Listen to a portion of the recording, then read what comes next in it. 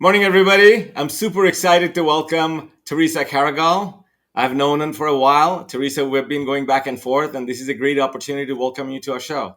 Thank you for having me. I'm thrilled to be here. Yeah, you've been so busy, had some major announcements over the last few weeks. We have a lot to talk We about. do. But before we get going, we have a pretty large audience. A newsletter goes to about 600,000 subscribers every week. Thank you. I'm sure a lot of people know you, but I would love to have you introduce yourself, your organization, and maybe a little bit of your journey also.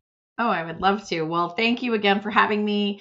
Theresa Caragol, founder and CEO of AchieveUnite, Inc., partnering success company, author of Partnering Success, the Force Multiplier to Achieve Exponential Growth. And it hit bestseller in 24 categories in the business arena, which I'm really excited about because I feel that partnering is really becoming a thing the way that sales became a thing, 10 years ago. So I'm so inspired and excited to hopefully be leading that charge across the globe and across industries. And anyway, we can talk about that throughout the session today.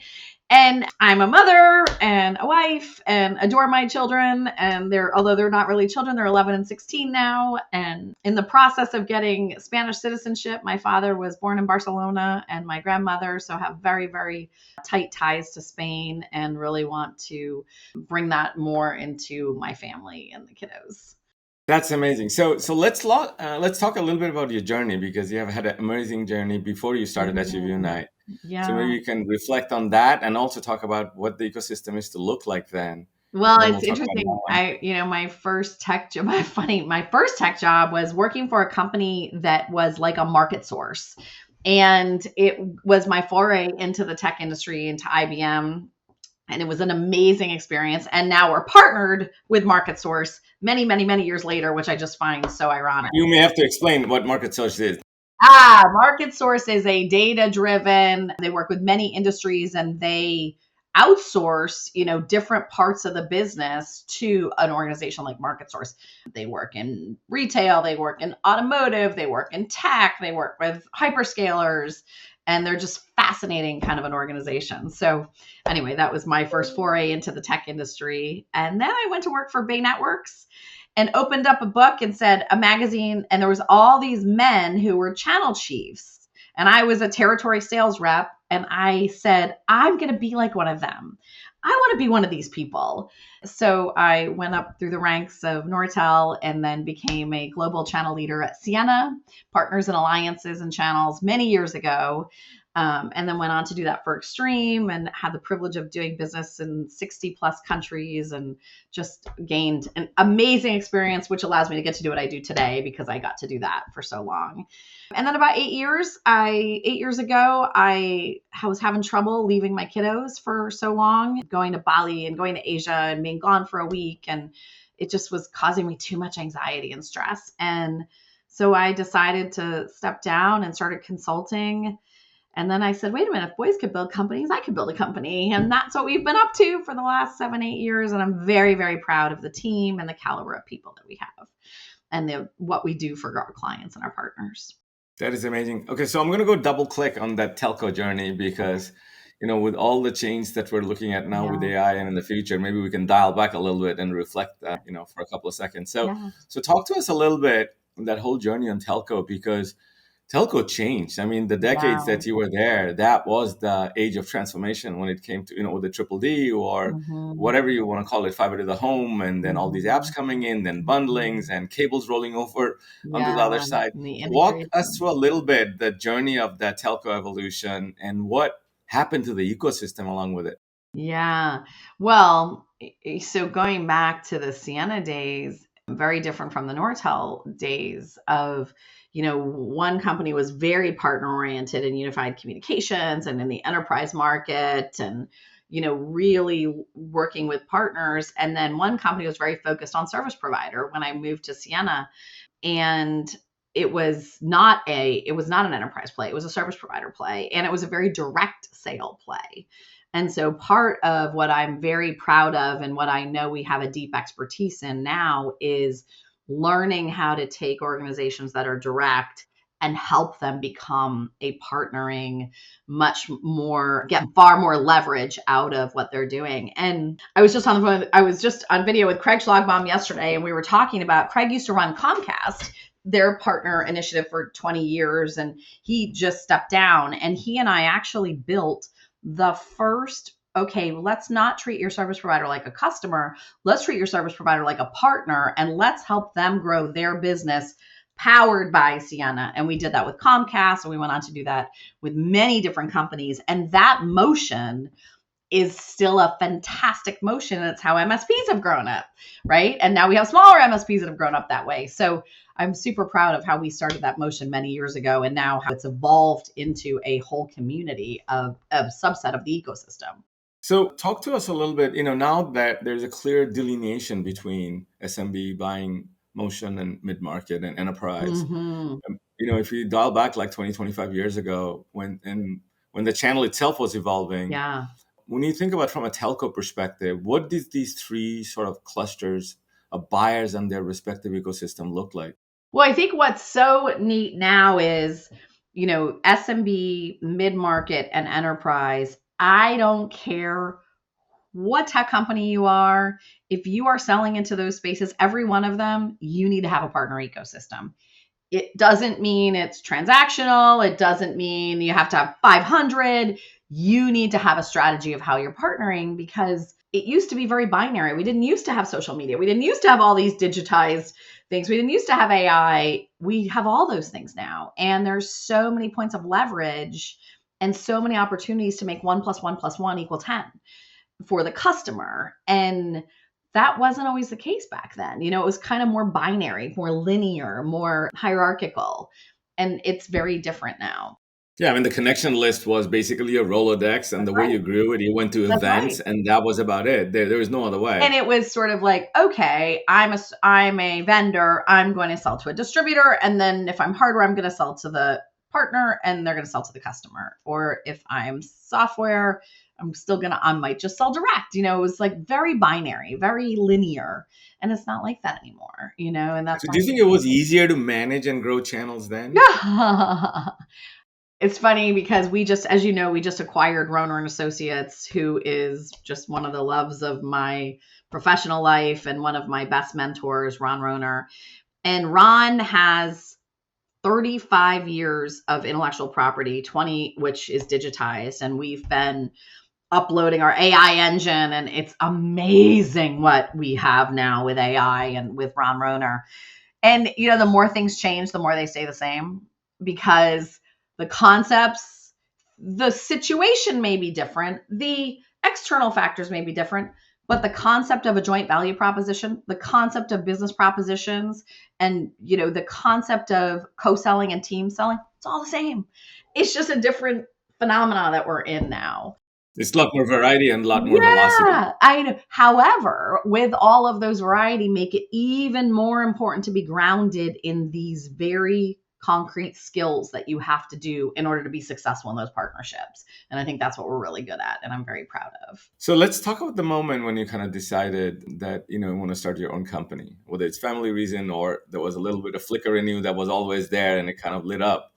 So talk to me a little bit about that moment and the next couple of years when you started. How did it look like? I think it kind of started organically and maybe a little bit by accident, because people just kept calling to see if I could help. Hey, could you help me with this? Can we do this with you? And I never dreamed that was going to happen. I didn't know what I was going to do. And then that just started happening. And that happened for about a year. And then I met Bob O'Malley, Jessica Baker, and, we really sort of came together philosophically about partnering. And, Bob is another person that's always a bit ahead of, like, he can see a trend, and I can usually see something that's ahead, but it hasn't come to mainstream yet. Like, we have that ability. And so we really were able to collaborate on that, and then I can remember after we collaborated for a while, just being very deliberate. And the day that I came, maybe a year and a half later, I moved from being a consultant to being an entrepreneur. And that's a shift, right? There's a solopreneur, a consultant, and there's becoming an entrepreneur. And you're amazing. You've clearly accomplished that over and over and over again. But that was my first time, and this has still been my first journey in entrepreneurship. And and I love it. And I just am so grateful for what we've built and our team and how to do this. It's amazing. And we have a long way to go to be like you. Oh, so we will talk all of those. But let's talk a little bit about the first couple of years. What did your service bundle look like? How did you come up with your rate cards? What was the framework? How did you sort of start? I mean, I think the first couple of years were really doing primarily consulting, and I spent quite a bit of time. There's a very special person, Blythe Gearness, who we would build her training for partner managers through CompTIA. And she and I became really good friends. She was on my advisory board for several years. We got to innovate together. She was just, I believe we have an amazing partnering curriculum, in part because of the work we did with CompTIA early on. She passed away about 6 months ago. And so I feel so blessed that she has her fingers on this company and helped to impact. But yeah, that's what we did. We did the CompTIA training and we did consulting for the first few years. And then you start to say, wait a minute, we need to package intellectual property. We need to build out models. And after that, that's where we've really spent is repeatable that we know work. We've done this so many times now. We know the science to getting a company to have a really strong partnering DNA and be really successful with their partnerships. We know the science of what really great partner programs have to look like. We know how to assess partner experience. We know how to build trust. That. So I'll talk about a little bit of my history getting connected back with you. I know we spoke 6 or 7 years ago when you're getting started, and somehow we didn't carry that conversation forward. But about a year and a half ago, when we're starting this podcast journey, I said, these are all experts. I just cannot go and pretend. So let me see what books are out there. I'm going to go start reading books. And I was surprised how few books are there. Altogether, there's like 31 books. Is there even and I started to read all of them, and yours struck a chord, right? And that's when I sent you that note. Thank you. So let's talk a little bit. And that was really special, Sugata. Thank you so much. It really means a lot to me when someone, and that has happened more lately, that someone reaches out and shares what what they felt about reading something that you put your heart and soul and really worked hard on for a couple of years. And so I just thank you so much for doing that.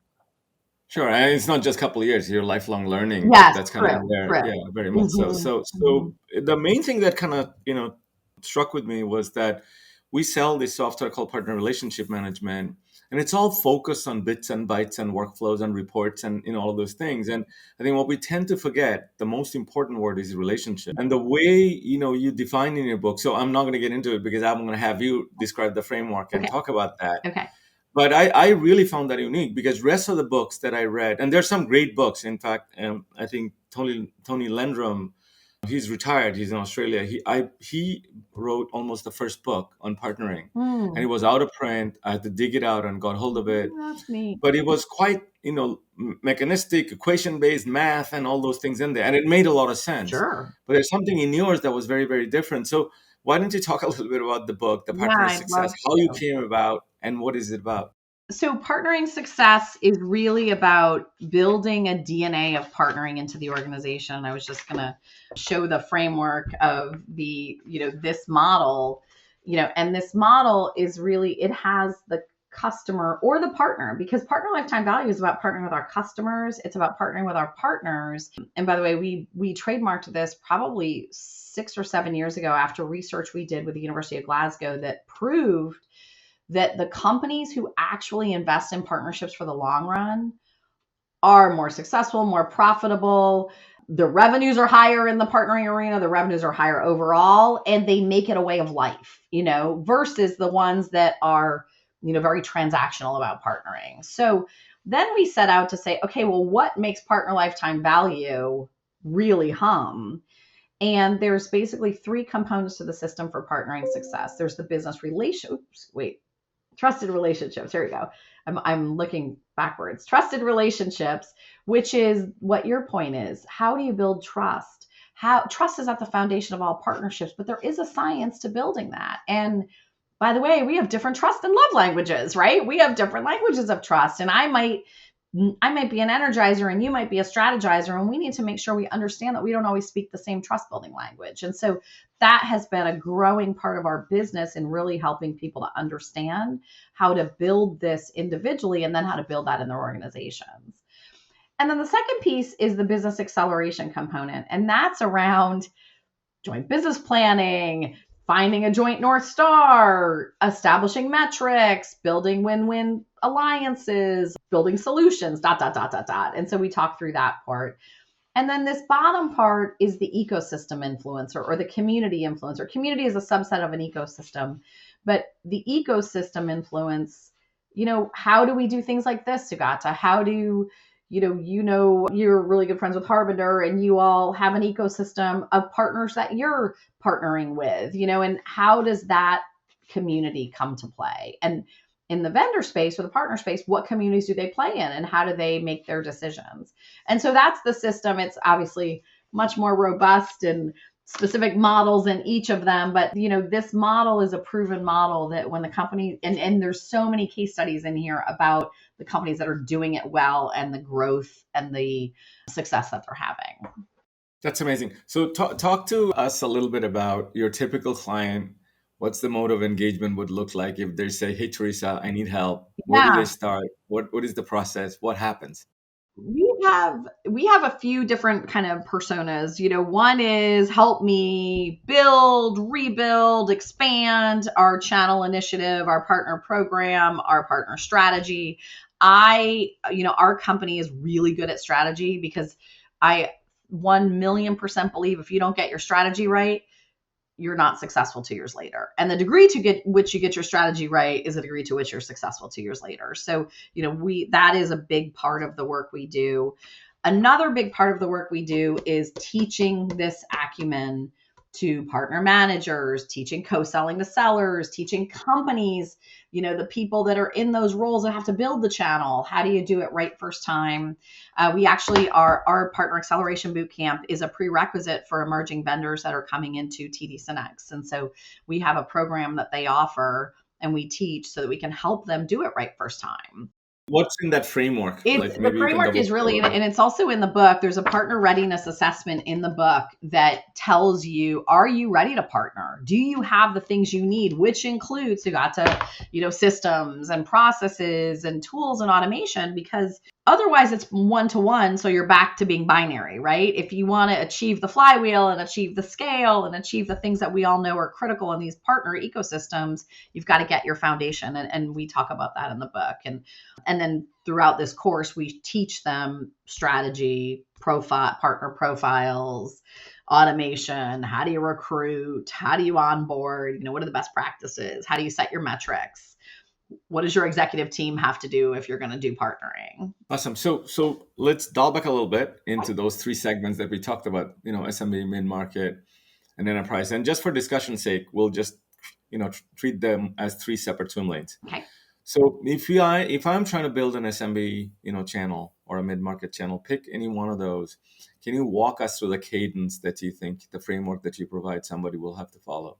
The thing that's interesting about SMB, mid-market, or enterprise is if you want to leverage a partner ecosystem, you have to do the same methodology no matter what. You have to get your strategy right. Now, the partners that you're going to go after, the business models, are you going to be a referral? Are you going to be a channel transactional? Are you going to do recurring revenue? Those things may change, but the system that you go through in order to build that strategy and that plan is the same regardless of those markets.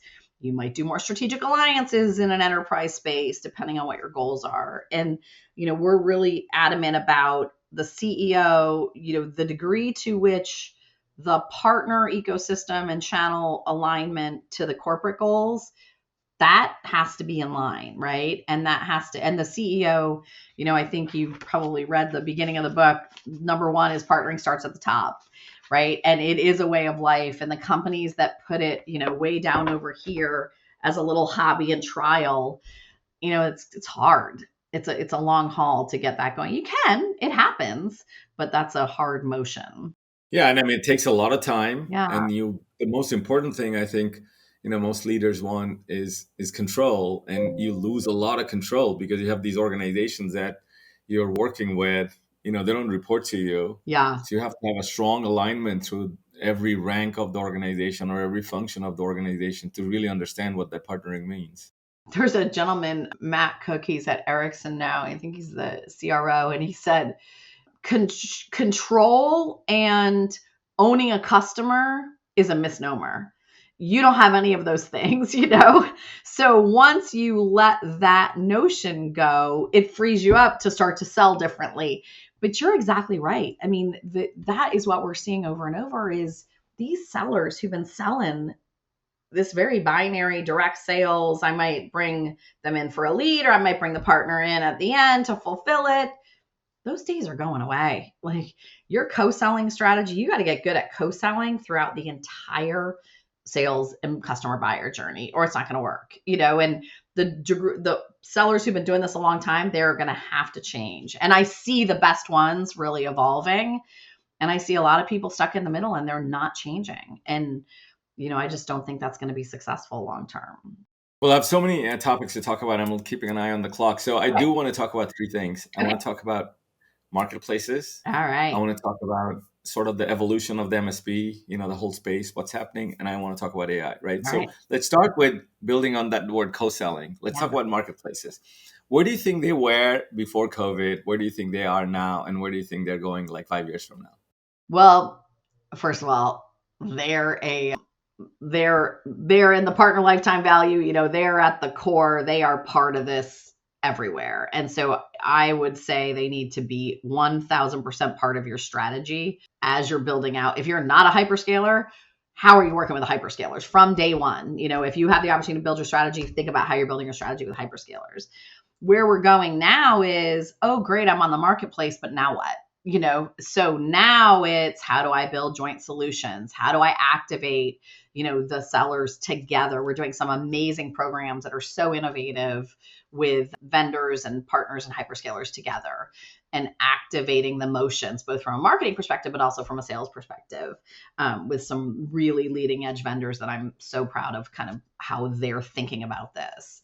Because the hyperscalers are going to continue to expand. And the thing that makes me really inspired and proud is they're making room for the trusted advisors. They're making sure that these partners that are trusted advisors working with, if you're an SMB or if you're a big partner, they're making sure that that synergy is there. And I just love the work that AWS is doing, that Microsoft is doing with Nina, that, Ruba at AWS, what she's doing, and what Google and Colleen, they are very committed to building those partner ecosystems. And so I think that will really flourish over the next 5 years. So when you think about, marketplaces, traditionally they have been very, very ISV centric, right? Mm-hmm. And distribution has been traditionally very hardware centric.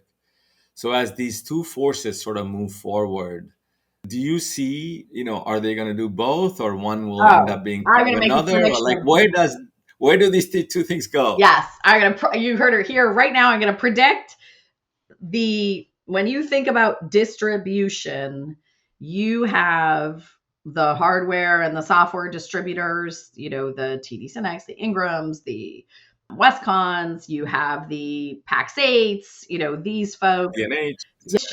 Carahsoft, you have the TSBs, the technology service brokerage, the Telarises, and these companies that historically came out of the telco arena, but are way bigger and wider than that now.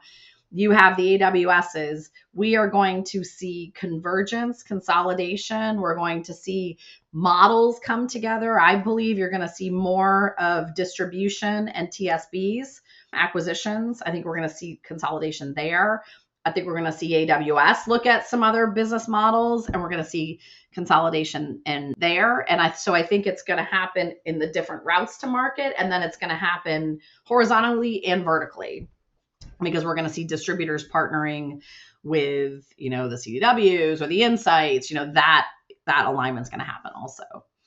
So, yeah. And the amount of private equity sitting on the line, exactly. possibly rolled up. They have to be MSPs that there. are owning all of these different companies. We're already seeing a lot of MSP consolidation and solution provider consolidation in different spaces. And I think it's just going to continue to increase because it's a great business. It's a great business model. And there's a lot of money in there to be had and a lot of service value to disintermediate, especially with AI.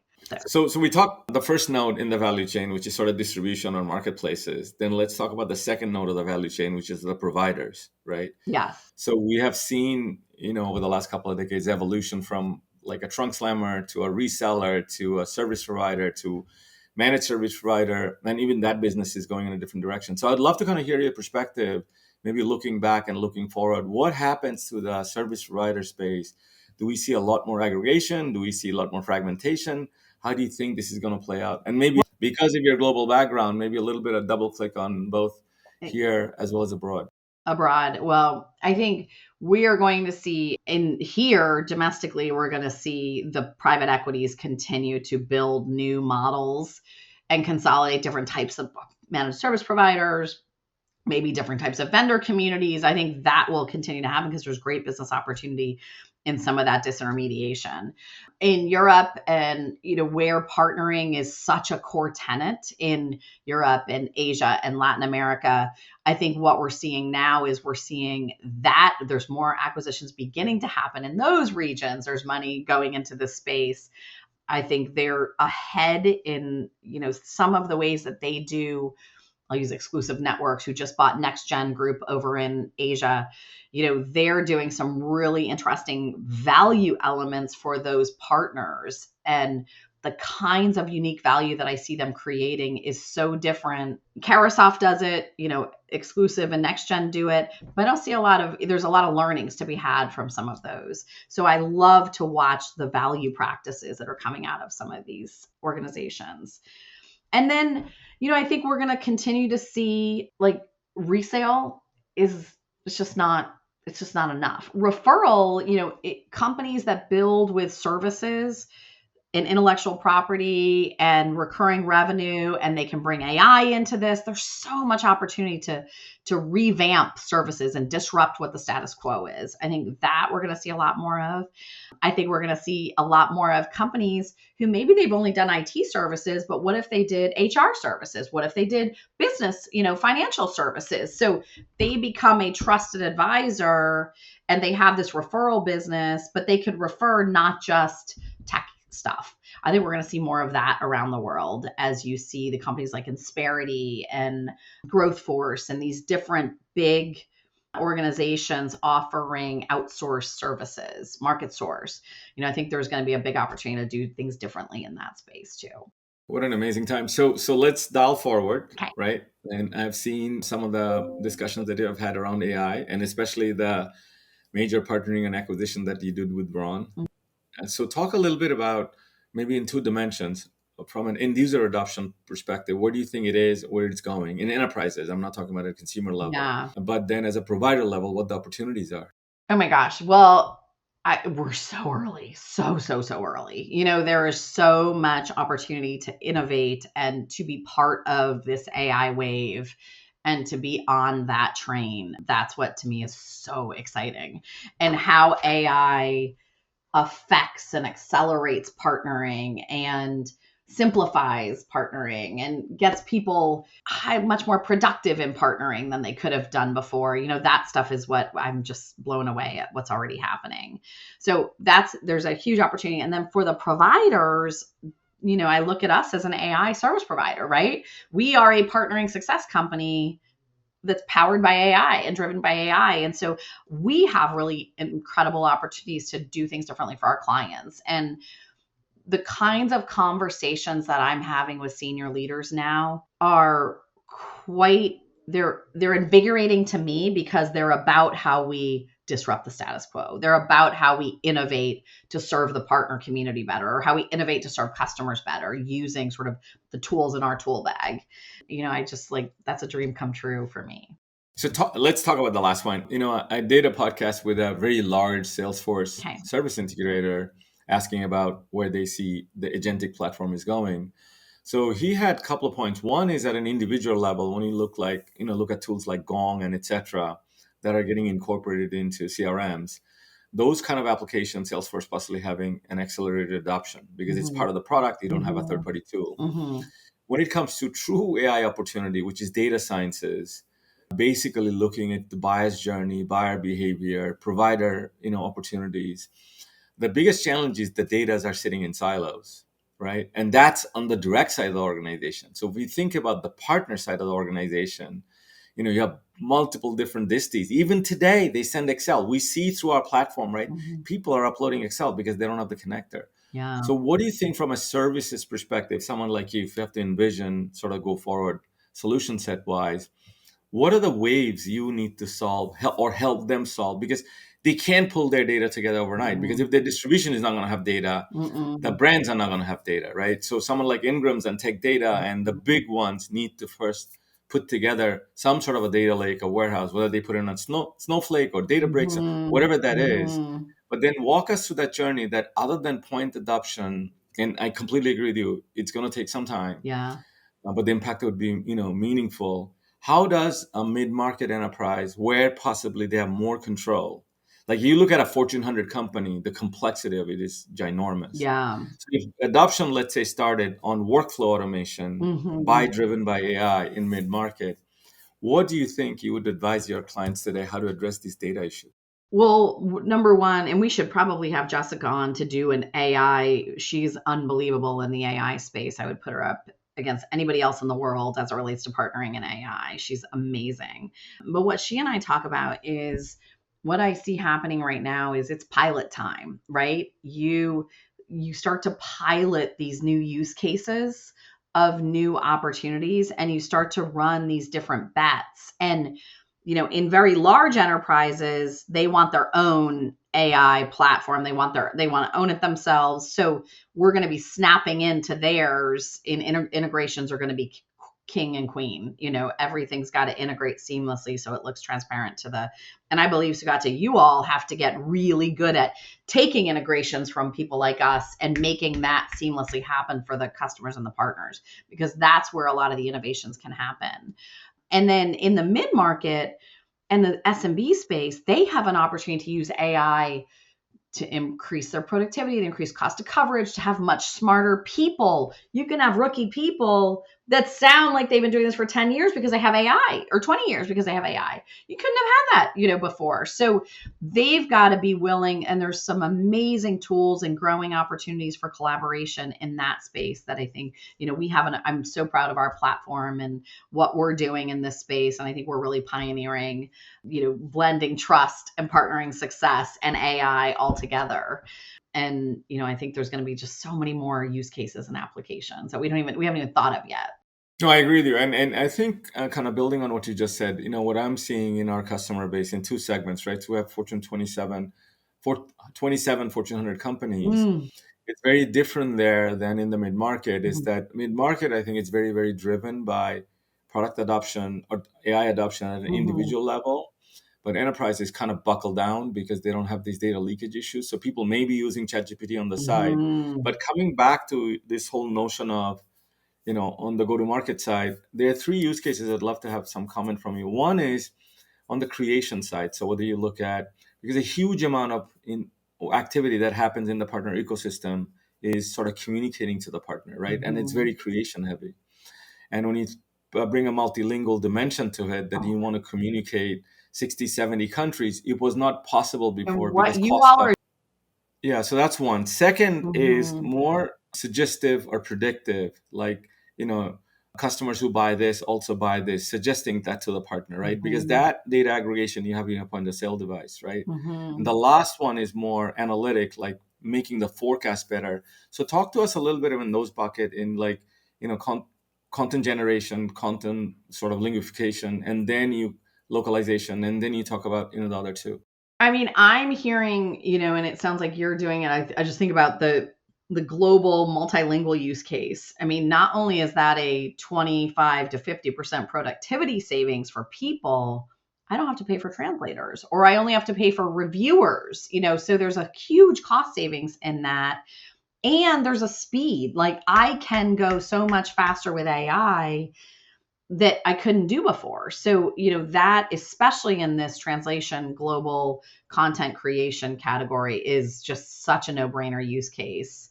And what I think is interesting is now we've got an unbelievable amount of intellectual property in this space. How do you couple knowledge banks? How do you couple our knowledge bank with the customer's knowledge bank and be able to do that capability? So that's where I see this going next is, intellectual property is queen and king in this. And that helps to breed these new use cases. Going back to Ron, Mhm. I think about 20, 25 years ago, sitting in a room here in Sunnyvale with him in one of the sessions that he was in. And that was the first time I heard the word long tail, Mhm. and so the most of the company, the challenge is, they would get 60, 70, very rarely even 80% of their Mhm. revenue through 20, Mhm. 25% of their partner, and then they will have a Through very funnel. long tail. Yeah. And most of their cost Yeah. came from serving the long tail, right? So do you see Right. there opportunities now to get more productivity out of the tail I see by there's using some of opportunity. these tools? Yes, 100%. I see huge opportunity. We teach segmentation and we do segmentation for clients. And, in that laggard space, that long tail space, those and the cash cows, that is where I think there's an incredible opportunity for companies like you and AI and bots and, to take on some of that. I would not underestimate, though, one of the things I see is the gate to AI is people don't use it. They don't want to go to it. They don't, there's a big jump and it's the same thing. So it's not just about the technology for technology's sake. One of the things I'm really proud of is the work we're doing to drive the adoption of the technology, to incorporate those systems into our programs so that we can help people. They can learn and they can learn on the system they're using at the same time. And which is one of the reasons I'm not a big fan of generic training, because I don't think it works inside of companies. I think if you want to change behavior, you've got to teach in their systems and their tools with the right concepts, but in their world. In the 90s, when sort of the total quality initiative came in, I was at Allied Signal, which became Honeywell, this whole Six Sigma effort. And one of the major thing we saw there, for kind of building on the point you just said, for Six Sigma is such a generic concept. Then it became lean engineering, lean manufacturing, the lean startup, and all of Right. those things. But in principles, we're about understanding the customer value, putting together processes Mm-hmm. that are repeatable, and Yeah. taking waste out, right? Yes. So it was very, very driven by business process reengineering. Mm-hmm. And the way it happened is this whole notion of black belt, green belt, blue belt Oh got yeah. created that were methods expert, but they Yeah. worked with the businesses that were practice experts. Yes. Yes. So do you see there's an opportunity for an organization like you? Because when I look at our customers, Mm-hmm. they're so busy in doing Mm-hmm. what they have to do, meeting their quarter number. Transformation is a hard word, Yeah. right? They're really hard. So unless they have someone like you coming in Mhm. and laying out step-by-step guide, it is almost insurmountable to them to incorporate a technology like AI and Yeah. worry about data leakage, worry about data security, yet remap the processes where they need to really leverage the AI. So from an Achieve Unite wise, what are your thoughts? What are your vision? Talk to us a little bit about that.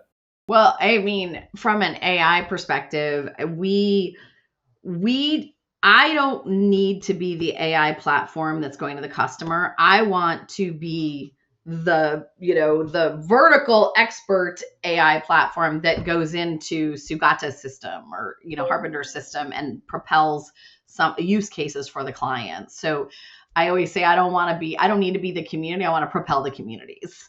And because that's what partnering is all about. It's not only about your community. And I think some of the bigger consulting companies and community companies, they say they're about partnering, but then it's all about them, and that's not good for any of us. So we've all got to get better at this muscle of building partnerships and integrating and making 1 + 1 + 1 = 10. And I don't think that's a muscle I think it's a muscle that's good in M&A. I see that muscle very strong in corporate development, M&A experts, in integration experts.